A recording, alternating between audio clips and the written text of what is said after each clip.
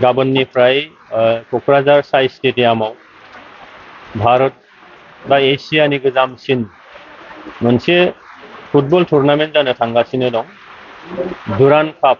बे दुरान्ड कापआ जोंनि बिटिआरनि क'क्राझारनि जोंनि राजधानीनि बिखायाव बेयो जानो थांगासिनो दं। गाबोन बेखेवनाय हाबाफारि आरो बे बेखेवनाय हाबाफारियाव भारतनि रैखाथि बिफाननि मन्त्रि बिथां राजनाथ सिंह बिथाङा फैगोन। बेजों लोगोसेनो CDS माने नेभि आर्मी आरो एयार फोर्सनि जायनाखि चीफ अफ माने डिफेन्स स्टाफ बिनि बिथाङाबो फैगोन। बेजों जोङो दिनै गोग्गानो हायो जे थांनाय माखासे समाव जाय आर्मिफ्रा जोंनि नैबे ओनसोलाव जोंनि दावहारुफोरखौ नागारनानै सारासास्ति मोनसे जोङो जानांदों बा फिल खालामदोंमोन जोङो। बे आर्मिफ्रानो दिनैहाय जोंनि नैबे ओनसोलाव सान्थि फैनाय लोगो लोगोनो दिनैहाय दुरान्ड काप बायदि गोजामसिन 132 खेब दुरान्ड काप बेखौ दिनैहाय जोंनि बे हालामाव लाबोनानै होफैदों। आं मिजिं खालामदों बे दुरान्ड कापनि गेजेरजों जिथु जोंनि ओनसोला गुबैयै फुटबलजों जोंहा सोमोन्दो दङ गोदो गोदायनिफ्रायनो। नारें जुम्ब्रा जोजेननायनिफ्राय लानानै गोबां बेबायदि बर'नि गेदेमा गेलेगिरिफोर दं जायफ्रा नेशनेल इन्टारनेशनेल लेभेलसिम फुटबल जोहैदों।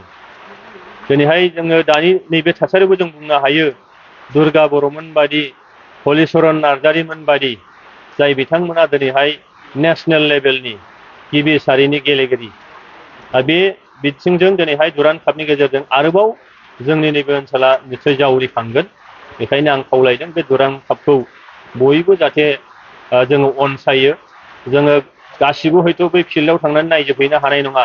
माखासेया जों ससियेल मिडियानि गेजेरजों, माखासेया जोङो पर्टेल निउस बा माखासेया जोङो इलेक्ट्रनिक्स मिडिया बा खौरां बिजोंनि गेजेरजों बयबो जाहाथे बेनि फारसे पजिटिभ मोनसे मेसेजखौ जाहाथे बयबो लानानै थांनो आं बेखौ हास्थायदों। जोङो नुनो मोनदों बिटिआरनि माखासे स्टेटफोराव टिकेटनि लानानैसो रां लानानैसो देखायनो नांगोन होननानै बेबायदि दा रायजो राजाफ्रा बहुद कमिटिफ्राव दुरान्ड कापआ बेखेवनाय हाबाफारि बेयाव नोङो फैसा लानाय होननाय बाथ्रा जेबो गैया।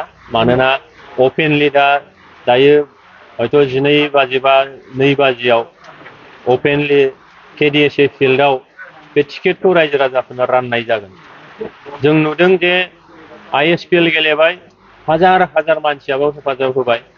बिनि उनाव नोङो सन्टोष ट्रफी गेलेबाय, हाजार हाजार मानसिया बेयाव नोङो हेफाजाब होबाय।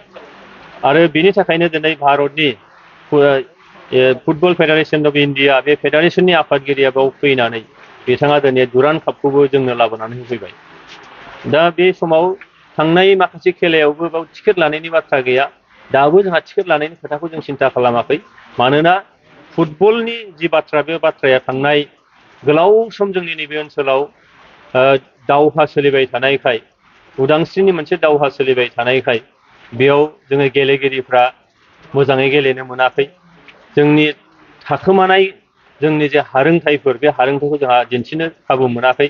बेनिखायनो दिनै फैसा लानानै जोंनि बै थाखोमानाय गियानखौ जोंहा दिहुननानै जे लाबोनांगौ, बे लाबोनांगौ जोङो माबा मोनसे बान्दो जों होथेनो लुबैयाखै। मानोना दिनै बिटिआर सोरखार नोंथांमोना बयबो मिथिखागौ दिनैहाय नोङो UPSC कचिं खालामबाय बड'फा सुपार 50। थांनाय बोसोरावबो 50 जन फरायसाफोरखौ जोङो दिल्लीयाव हरदों, एबारबो हरदों। इन्जिनियारिंआव सुपार 50 खालामदों, बेयावबो फ्रियै होनाय जादों। बेनिफ्राय मेडिकेलाव दिनै सुपार 50 बड'फानि मुङाव खानाय जादों, बेयावबो फ्रि होनाय जादों। बिदिबा बे BPFनि जे बाथ्रा, बिथांमोननि थांनाय माखासे समाव जेखौ खालामबोदों बे खालामनाय केरेक्टारा बिथांमोननि थै रोदा मेलेम हारायाव हाबनानै दं। बेखायनो जेब्लाबो सरर मन पुलिस होननाय बायदि सिखावनि गोसोआ जेब्लाबो पुलिसखौ गोसोखाङोनो, बिथांमोनाबो मालायखौ गावसोर माने बिदिनो नालाय, बेखायनो गुबुनखौ बिदिनो सानफ्राङो खोमा। बेखायनो आं खावलायदों बिथांमोना बेबायदि नेगेटिभ मेसेजफोरखौ जाहाथे रायजो राजानि खाथियाव जाहाथे होआ। आरो रायजो राजाया दिनै सांग्रां जाबाय। रायजो राजा बिथांमोननि निउस बा मेसेजखौ मालाबाबो खोमा होनाय नङा। रायजो राजा दिनै सरकारजों दं, रायजो राजा बिटिआर सरकारजों दं, दुरान्ड कापजों दङ। आरो जेखि खेला जाया मानो बेयाव जिथु फ्रियै जों होबोबाय थादों बेजोंनो दङ होननानै आंहा फोथायनाय दं।